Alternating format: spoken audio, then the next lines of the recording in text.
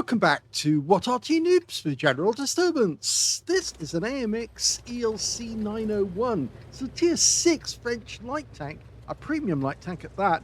It's located on the northeast corner of Westfield, and it's under the command of PremiumAmmoEnjoyer of the Arty, and he's in platoon with a KV2 and a KV2R. Game on! Well, they've spawned up in the field, whereas he's down in the valley. So he's a spotting tank, a light tank. He's got to actually try and find the enemy for his teammates so they can derp them. Now, the AMX ELC 901 is in every way, well, not every way, most ways, it is better than the standard tier 5 version. It's got improvements on many of the characteristics, such as reload time, faster. It's got the 90mm gun as standard, although you don't see the muzzle brake at the end of the barrel, so you can't instantly tell that it definitely is a 901 unless, of course, you look at the team list and see that it's a 901.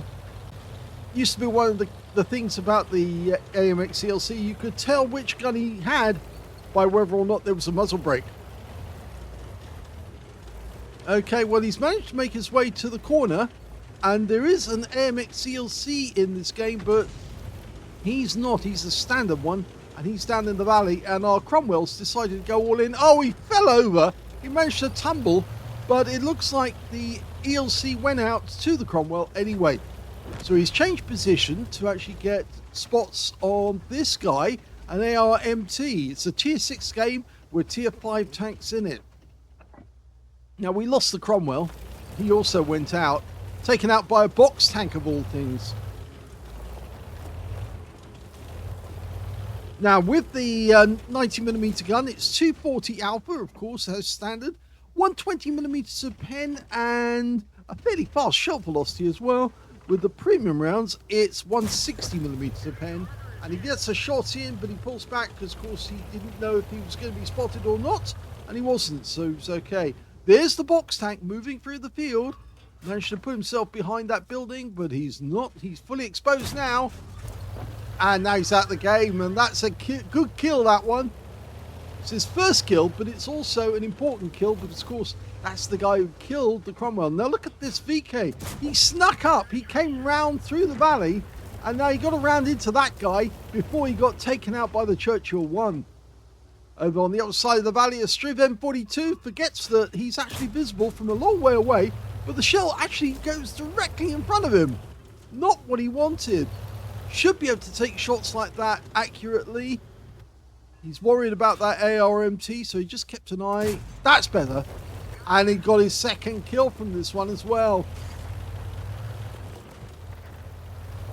Players who are actually used to the ARMT, used to the AMX ELC, I should say, find that the 901 is a lot easier to play because, of course, it is a premium and it does have that 90mm, and it's got several, as I say, several things which are better, such as the reload time are better than the standard one. He doesn't want to leave this corner just yet because that ARMT is there, and he doesn't want to take a round from that guy. But he's racking up the damage, 1,149. So obviously, PremiumAmmoEnjoyer does actually know how to handle it. In fact, now he's decided he's going to try and move over and let the Leopard on the other side of the valley take some pot shots at this guy. And it looks like he's going all in. And look at this, the ARMT is not paying attention. Now, remember, the gun still doesn't turn outside of the arc. You've still got that problem of being able to have to point forward in order to get shots in that direction. The ARMT is still behind him. He's still alive. But he managed to evade that one without getting wiped out. Now, the enemy seems to be doing rather well up in the field. In fact, we've lost both of our platoon mates in this game. They both got wiped out. So he's now returning to actually defend his cap area from up on the heights. That's one of the things that this light tank does do rather well. It snipes at the enemy without the enemy being able to see him, as long as he's using the bush mechanic.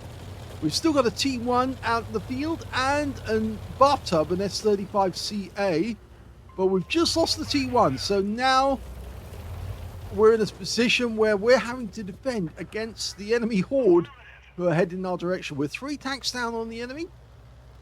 It's not insurmountable. We can still win this game, but it's going to take a lot of effort and a lot of sniping by our teammates. You can see the M4 Sherman's outside our render range at the moment. He's outside the view rings.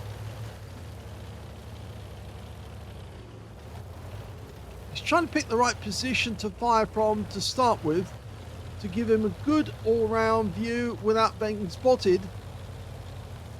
Okay, now they've killed the bathtub and now they're heading in, and yes, they are spotted. The VK3001 is helping us because he's spotting where the enemy are to the north.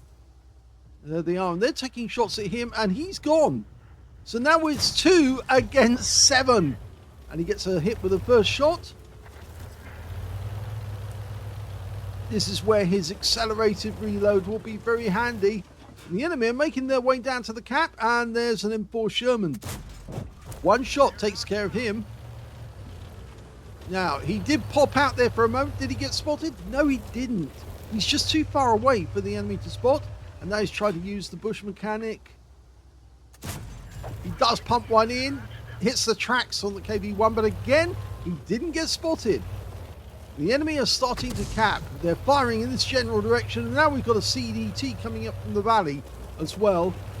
So he needs to be careful. He's repositioning himself. The KV-1's coming towards him. He is not a 1-shot. He's a 2-shot, but we didn't get that one in. Now, is he going to load the premium to make sure the round goes in? This guy's getting very close. He's auto-aimed on. And that shell did go home, and he got a high roll for 241. Needs another like that exactly. He's not alone. His teammate is in the cap at the other end, and he kills the KV-1. Now, all he does is need to make sure that the cap reset goes through. In the meanwhile, okay, we've got SU-100. 1 shot takes care of him because he had lower than the Alpha. The KV-1 is still capping, but he can't stay out of fire range, and he's going to be reset. Yep, there you go, into the tracks, reset him, and we're now way ahead on them on cap. So the enemy now are in a bit of an invidious position, because even though they have more than us, they've got 1 tank more. We got the chance of getting this one to work because all of their tanks are heavy tanks. There's no way they can go back to their cap. The Skoda is actually going to win the game for us without actually having to get reset. But this KV-1, you don't get away from us. And that's his 7th kill. He got the Top Gun with his last one. Can he get the Radleys? Only 1 tank left to kill, and it's this one. He's coming towards us, and he tracks the guy. Now, reset, please, Skoda. Reset. Let us get this last kill. You reset the cap. It does reset, so we can get the kill and win the game with the bonus. Because, of course, by killing all the enemy tanks, he's backed up as far as he can go. The guy doesn't know where we are. He can't see us. And that one definitely went home. Makes the guy a 1-shot. This is to win the game and get a Radley Walters medal. And he gets into the engine bay, and that is a victory for PremiumAmmoEnjoyer, and he's really happy. Here's the end of battle stats, and that was an ace tanker game unmistakably by PremiumAmmoEnjoyer of the ARG clan in the AMX ELC 901. He managed to get a sharpshooter for getting 10 or more consecutive hits on the enemy, as well as a fire for effect for doing more damage to the hit points of his own vehicle, and the bruise medal for getting at least 5 critical hits. In this one, he managed to get 9. He got a Radley Walters medal. He took out 8 enemy tanks, and he was basically creaming them one after the other in the enemy cap, or in his own cap rather, as they were capping, but they made the mistake. They should have all just rushed him at the same time, and it would have made it much more difficult for him to actually stay there if he had that many tanks attacking. They decided to cap, and of course with a sniper tank like this, it was easier for him to actually just snipe them off one at a time. He got the high caliber for dealing the most damage in the game, as well as a top gun for getting at least 6 kills. But the Radleys for 8 kills is very nice indeed, and it was a well-earned one as well. And thank you to that Skoda T24 for coming out of the cap, resetting it, just so he could get the kill. Because of course, if he had continued, there's no way with that reload, even though it was faster reload than standard, he would have been able to actually kill that KV-1 with just one shot. He needed 2 shots to penetrate to actually get the kill.